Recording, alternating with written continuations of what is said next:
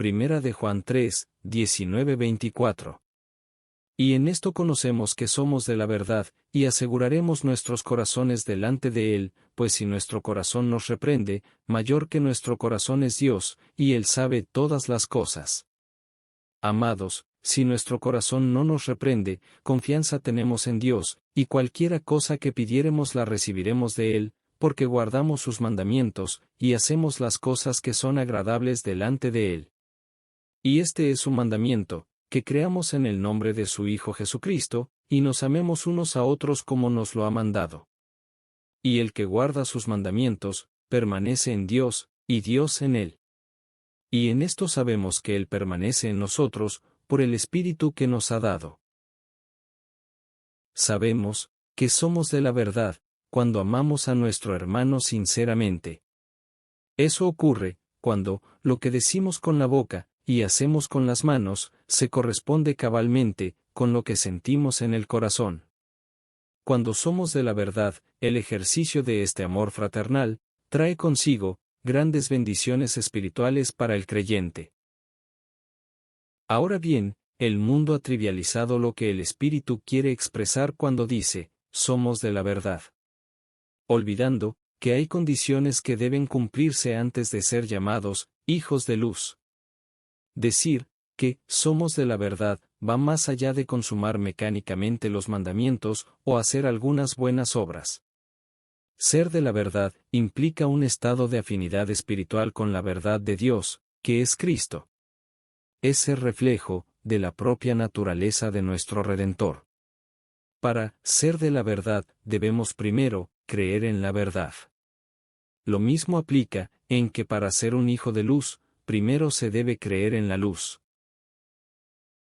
Por lo tanto, nadie puede decir, soy de la verdad, mientras la actitud externa que muestra a los hombres, descubre, que su corazón es contrario a la verdad. Esto explica, que el Espíritu nos instruya, que debemos, asegurar nuestros corazones delante de Dios. Para que sea, nuestra buena conciencia, alimentada por la sabiduría de lo alto, la que nos otorgue la aprobación de nuestro proceder, o nos censure con una acusación por algo que estemos pensando o haciendo. La expresión clave, de la afirmación que hace el Espíritu es, delante de Él.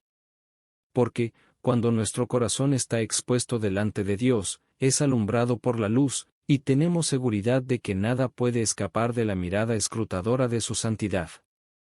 De esta forma, estamos persuadidos, de que nuestra buena conciencia actuará movida por el temor de Dios, y no por los afectos de la carne. Por lo cual, sus juicios acerca de lo que es bueno, o lo que es malo, siempre estarán impregnados por la revelación de Dios. Y es que, la buena conciencia no puede separarse de la fe bíblica. Eso explica la exhortación, e insistencia del Espíritu, a que aseguremos nuestros corazones delante de Dios. No olvidemos, como en la Biblia se nos advierte, que el hombre es propenso a confiar en su engañoso corazón, cuando le toca decidir entre lo que es correcto o incorrecto. Dejando el escrutinio de sus acciones, a una mala conciencia, embriagada por una falsa presunción de justicia, que se ajusta a los estándares del hombre.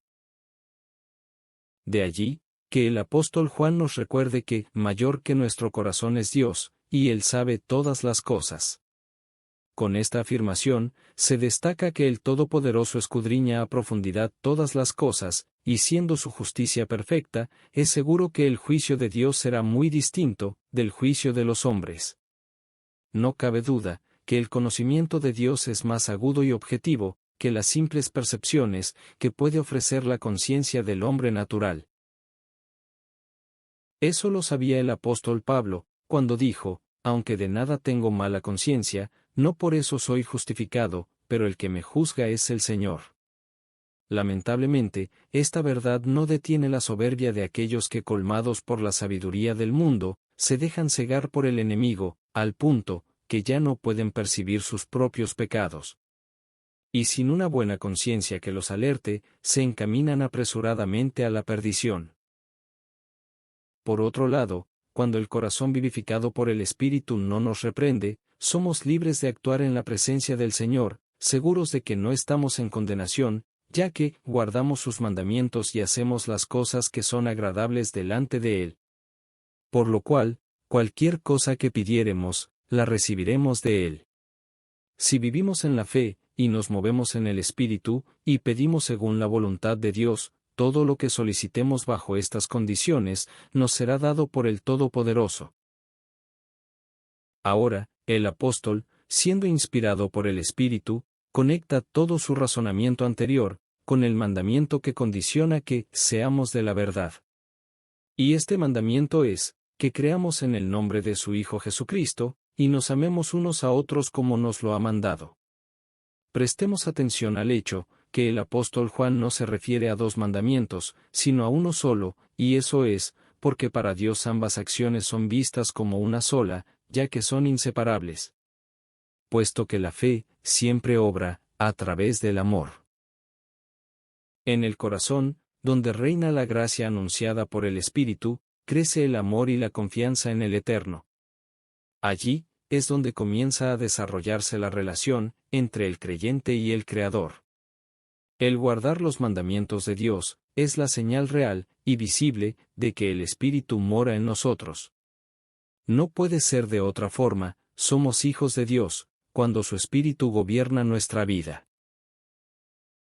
Si esta reflexión te ha sido de bendición, es posible que te interesará que otros también puedan leerla. Por esta razón, esperamos que se suscriba al canal y active las notificaciones. Esto ayudará a que estos mensajes lleguen al mayor número de personas y la palabra de Dios se difunda.